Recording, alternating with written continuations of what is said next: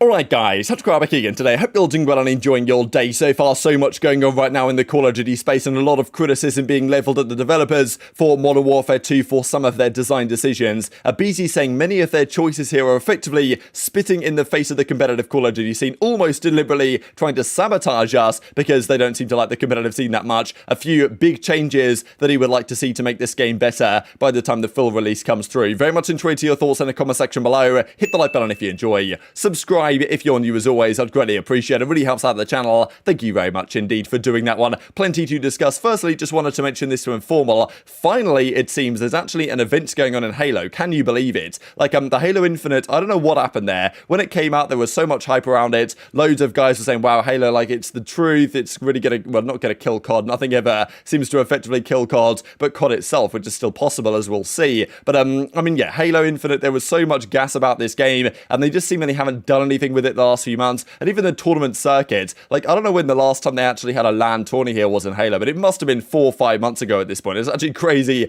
how long it's been. But I believe there is an event here in Orlando. OpTic, of course, and Formal are now arriving. So, I mean, yeah, I'll keep you guys updated at least to some degree on what's happening here over the coming days, because I'm sure you guys are interested. But, I mean, yeah, Halo's scene just evades my knowledge sometimes because I forget it even exists because just nothing seems to happen. Now, this is from Hitch, actually. I mean, obviously, we saw this tweet yesterday, but he mentioned on stream that I believe it's going to happen now on, what is it, the 29th? So I think instead of, well, it was meant to be, I guess, yesterday, but it's going to happen a week today, I believe, is when Hitch's tournament is now going to go ahead. So pretty sure he mentioned this on stream last night, that, yes, it got postponed, but I think they managed to work it out with Activision or whatever, such that, or a different organizer, that they can now run it a week later. So pretty cool stuff. At least we have this Cold War tournament, hopefully, to watch sooner rather than later. Now, let's talk Rostermania real quick. I thought this is rather remarkable. Now, of course, look, a lot of players going out, a lot of players, well, some players so far coming in from the challenger side. Of course, many of these, though, might well end up on the bench for next season, which is why, okay, as it stands right now, you've got many more out than you have in, but there are still about, what, 6 or 7 sub-benches that are yet to be filled, maybe even more than that, right, that need to be considered. But just to look at this, right,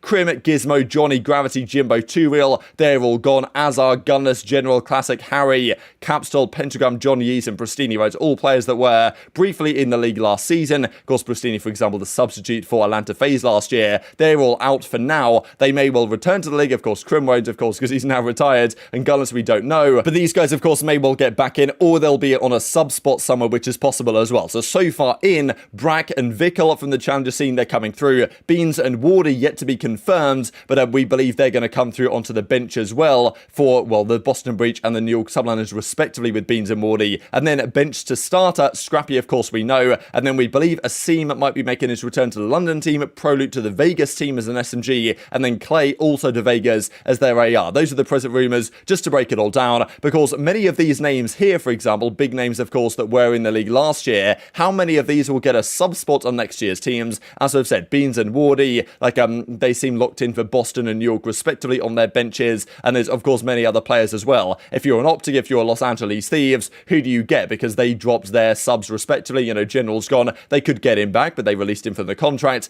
Pentagram as well. For Los Angeles Thieves, FaZe in the kind of case of Pristini. So there's players that I'm sure will be considered for bench positions, but they don't really have to get it sorted out that quick. And some teams would actually prefer to let the game come out and just see how things go in the first few weeks of the game, who's dominating the online tournaments and stuff like this, and then make their call as to what they actually do with regard to making a decision who's their substitute going to be for the upcoming season. So interesting stuff for sure. This I thought to mention from Pristini. The amount I accomplished with only 3.5, 4 months of competitive last year is actually incredible. Feel like I was a top 2 flex at 1.2. I guess he means in challenges, but no, who knows, right? I mean, Pristini's like super gassing himself. Excited to see what I'll do with the same amount of time as everyone else. Can't wait to grind. So I think at the start of last season, after the whole Seattle surge thing went down after Cold War, he was like kind of downtrodden, right? Kind of took the sub spot in FaZe, didn't really try and play challenges, eventually got back into it, actually even played a match for FaZe, then went back through to the challenges grind and made it work to a certain extent. So Pristini's going to be back in business this year. He might not be the FaZe sub though, because they got rid of him. They could bring him back, but now with Arcitys gone, that seems unlikely. Of course, I don't think LAG really have a sub either, so could go over there with Arcitys again, or that may not be the case, of course, at all. And further indications and sources suggesting that Boston Beans is indeed going to be a thing. And yeah, Beans, Wardy, number 1, number 2, whatever order, challenges players in the European scene last season, they are going to be on a team somewhere. So I think pretty cool stuff in general, really, that a lot of these European players, after it took so long really for European players to even get noticed by North American organizations, and now it's a common thing, right? A lot of teams are now looking to the European scene for the top talent over there, because, you know, we see what Minnesota Rokkr have done this season, 3 Europe, and then Attach, and of course the New York Subliners are kind of going down a similar route, even Boston considering it. Of course, Toronto have done the same now for a couple of seasons, so I think it's pretty cool to see. Now, let's talk Modern Warfare 2. The beta, of course, for this weekend is arriving yet again, but this time it's going to be on the PC, right? So teams are actually going to get a chance to see how the game plays on PC. I know many of pros have talked about it like, hey, look, the game's pretty bad, or like, at least it's not as good as it could be, but they were playing on largely a 60 hertz experience on the PlayStation. I think some of them tried to get the 120 hertz tick rate to work on their PS5, but it wasn't exactly working perfectly. So they've not played it as yet in, let's say, the best environment, and playing it on PC with all the frame rates, like maybe that's going to make the game feel better to some degree. So I think some of the players are reserving some judgment until they play this weekend, but still, some of the key issues have certainly been noted. Simp does a video here talking about his honest thoughts, his pros, his cons. His teammate aBeZy gives a rather more harsh assessment right now of the state of the game that we shall see here in a second. This is one of the other frustrations, actually, because I know there's been so much talk about the minimap, bring it back to how it used to be, where does it need to change, this type of stuff. Now, the classic minimap apparently is actually in the game. The minimap exists in the game. You can turn it on in custom game settings, or it has just been designed to run with the classic minimap in the game as it usually operates, but it's just not enabled in core. So like, that's why it's so frustrating going into weekend 2 of the beta, not trying to turn it on, just because it's literally a setting that they could just flip Infinity on and put it on into the game, and then they could just see how it worked and how the feedback was to it or whatever, but they just decide to do none of that, of course. So many criticism about the state of the game. I mean, obviously, like, I mean, look at this visibility here, right? With, of course, you got the flashbang that comes through. I mean, yeah, pretty funny here from OpTic really, but I mean, yeah, this game, it's got some questions about it. There are some positive features of the game, but I know that there's been a lot of frustrations about, well, the maps are still a bit of a question mark. Of course, it's only the beta. We don't know. I would say that the map design philosophy for this game does seem a little bit better, at least a little bit better than it was back in Modern Warfare 2019. In that game, we had basically Gunrunner and like a maybe Hackney Yard if you thought that map was good, but it looked like a good map, but really it didn't play particularly well, to be honest. And there were some other decent search and destroy maps in that game, but yeah, Modern Warfare 2019, we didn't really have the maps that we wanted. I do think this year we have a slightly better map design philosophy. The maps are slightly smaller for 6v6 action. They are still somewhat complicated, but the maps could be better this year than they have been in the past, which definitely is the big hope, and I think that's the massive thing that we want to see if this game's actually going to be any good. But aBeZy gives his thoughts on kind of his key 3 issues that are broken within the game. His main one is the time to kill. I'm sure he feels this especially as an SMG player, with the slow kind of sprint out time, trying to run around and be aggressive as an SMG against someone who's posted up. I'm sure in this game is going to be an absolute nightmare, and especially with how quick you die, that's his key complaint. Then the spawns, yet again, the spawns not looking so good. We don't yet really know how they're going to play for hardpoint and stuff in a 4 versus 4 setting, but we know that squad spawns are back. We know that that's how it's going to be. And the third one really is dead silence, not returning as a perk. Nah, Thieves, I don't think they will, man. The only Tony, the only developer that has consistently done a good job on competitive has been Treyarch. I mean, it's just, I mean, it's tough. Like, I don't know. Like, I think Infinity Ward and Sledgehammer just don't really care about competitive. They only care more about Warzone / casuals. If anything, they don't give a shit about competitive from what it seems like. At this point, it seems like they just want to piss us off. The way the way that they do things and the way they do for like their games. It seems like they literally do just to piss everyone off. Personally, I would obviously raise the TTK because you die at the speed of light. That's one. 2, I would make the spawn system like Treyarch games. Pretty much every Treyarch game that's ever came out in the past has had good spawns. And then other than that, like Dead Silence probably has a perk.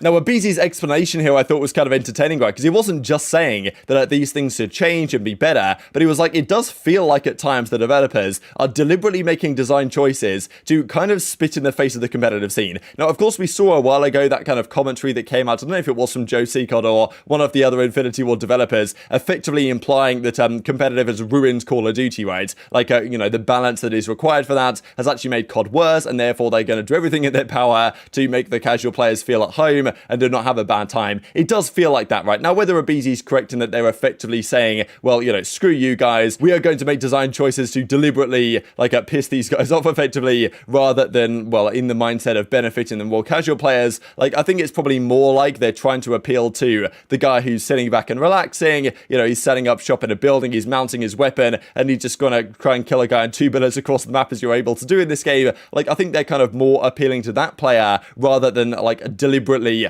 going against what the competitive player wants. But I do think they kind of go hand in hand, right? So, I mean, yeah, I understand aBeZy's perspective here, that it kind of feels like they're deliberately making choices to spite us in effect, even if that might not necessarily be their incentive. That is kind of how it feels. And it is incredible just to think really that we're in what, year 4 of the CDL, and I'm sure these organizations, when they came in, part of the pitch that Bobby Kotick and the boys gave them was going to be, yeah, wow, yeah, we're really going to focus up Call of Duty towards the competitive side. Like, CDL is going to be a really integral part of Call of Duty. We're going to take these, you know, hundreds of millions of players, they're all going to be, you know, Call of Duty fans, and here we are 4 years later and the games are still being made without really any competitive integrity in mind to a certain extent, right? Which isn't exactly a surprise, but I'm sure some of these CDL orgs think, hang on a second, lads, you told us this a few years ago, and what have you actually delivered? So, I mean, yeah, like Treyarch, again, as Crone says, is our only friends, and I mean, yeah, we're going to have to wait 2 years again for this to actually be the case anymore. But I do think the TTK analysis from